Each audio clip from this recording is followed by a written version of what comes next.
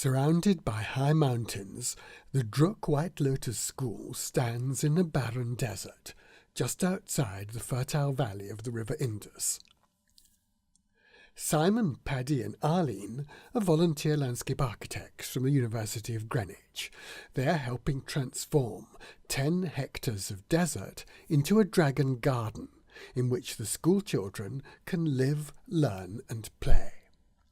This video shows Simon and Paddy pitching to LSE students at a YTFN event on 27th February 2012.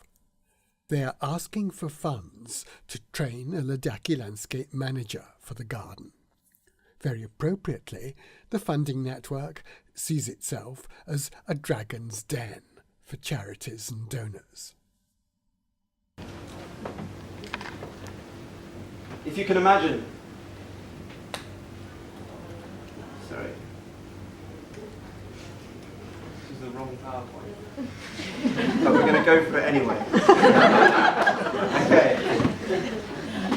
close your eyes again.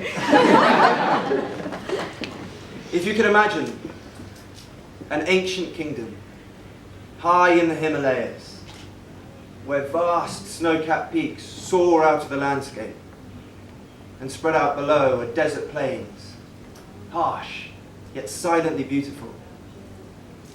And where the glaciers melt, the water is channeled down through the landscapes to beautiful, productive, abundant landscapes. These are the landscapes of the people of Ladakh, a proud, peaceful and harmonious people who live an existence so connected to their landscape that there is no concept of waste. Everything has a purpose and a place, and a social and ecological harmony prevails. Now, if you could open your eyes, let us fast forward a few years, circa 1976, and the Western world as we know it breaks down the door to this untouched paradise. Change came quickly, and the peace was broken. So the people turned to their leader, His Holiness, the Galwang Drukpa, head of the ancient Drukpa lineage. And His Holiness turned to his students for help, and a vision was born. The Druk White Lotus School provides a unique learning environment for children of Ladakh, giving them an understanding of their own culture and identity and heritage, whilst laying the foundations of a modern education. The school opened 12 years ago and is home to around 660 pupils and has won many awards for sustainable architecture.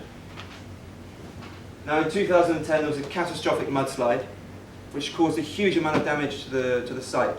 Luckily no one was hurt, but the resulting damage was a prompt to begin addressing the landscape. So in 2012, landscape architects from the UK were invited on site, and I was fortunate enough to be the second. Now, our aim is to turn the harsh desert climate of the existing site into a dragon garden, a beautiful, safe, productive and inspiring living and learning environment. Now, in Ladakh, at almost every traditional home, subsistence agriculture had been practiced. However, with the school term time running throughout the summer, which is the main growing season, and half of the children at school during this time, this social and cultural education is at risk of being lost. Compounding this, westernisation, the growing dependency on foreign imports, is eroding these traditional methods of agriculture, and as a result threatens long-term food security in the region. In addition, lack of employment opportunities and diversity face the youth of Ladakh. So in providing a dragon garden, what we aim to do is provide the children with not only a unique learning environment, but the modern education will be supported by a traditional foundation, as the children are engaged with the landscape developments on site. They will explore horticulture and agriculture in new and innovative ways, inspiring potential careers. And the benefits of this will be felt at the local and wider level, as skills and innovation are shared, developed and then applied to the homestead, in turn capitalising on a growing market potential within agriculture and horticulture. So in 2013 we achieved a huge amount on site. We planted 500 fruit trees, 700 native species, established a plant nursery, a playground, a visitor centre garden, and began building a landscape team. But what is absolutely critical now to ensure the long-term success of the project is appropriate training and management of the landscape team.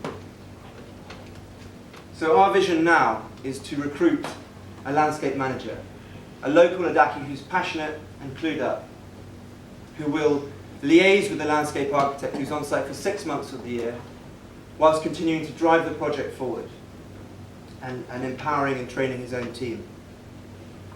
So ladies and gentlemen, tonight I invite you to help shape the next chapter of this story, because any contribution made tonight will part fund an exchange programme that will bring our landscape manager to the UK for a period of 6 months.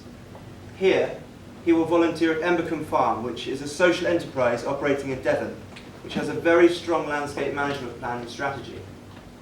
At Embercombe, he will gain skills and experience in areas such as organic horticulture and agriculture, site management, site maintenance, composting, waste management, people skills, water management. He will then be able to return to Ladakh, continue building the landscape team, and enable the Dragon Garden to continue to grow and flourish. So that's it. Thank you very much.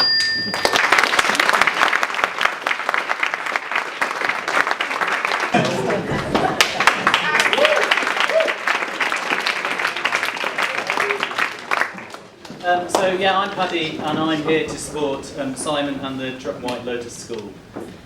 For me, this project is about connectivity. It's about connecting the children of Ladakh with the landscape. And in Ladakh, by connecting children with the landscape, you connect them more wholeheartedly with friendship, and you connect them more wholeheartedly with family and also with community. So essentially you connect them with the things which are at the very, very centre of social and cultural heritage of Ladakh.